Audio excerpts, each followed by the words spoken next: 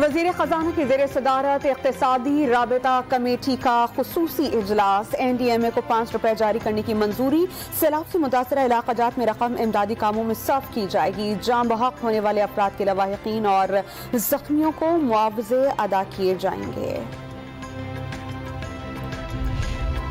2 سے 3 ماہ مزید مشکلات پھر آسانی، 3 ماہ بجلی کی قیمتیں کم ہو جائیں گی، وزیر خزانہ نے تسلی دے دی۔ اس سال 4000 ارب روپے صرف سود ادا کرنا ہوگا، دنیا سے قرض لینا مشکل ہو گیا، شرم بھی آتی ہے، کاروباری افراد کو ٹیکس دینا ہوں گے، اگر ہمارے پاس دنیا کو دینے کو کچھ نہیں تو لینا بھی نہیں بنتا، مفتاح اسماعیل کا تقریب سے خطاب۔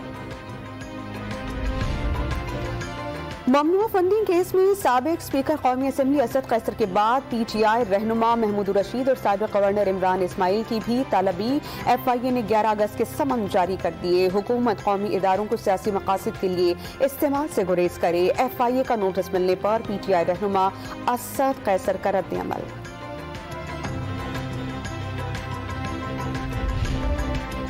تحریک انصاف کا 13 اگست کو اسلام آباد میں پاور شو کرنے کا اعلان، عمران خان نئے الیکشن کے لیے حکومت کو الٹیمیٹم دیں گے، سیاسی کمیٹی کے اجلاس میں فیصلہ، ممنوع فنڈنگ کیس کے فیصلے کو جلد عدالت میں چیلنج کرنے کی منظوری، عمران خان کے ضمنی الیکشن میں تمام 9 حلقوں سے الیکشن لڑنے پر مشاورت۔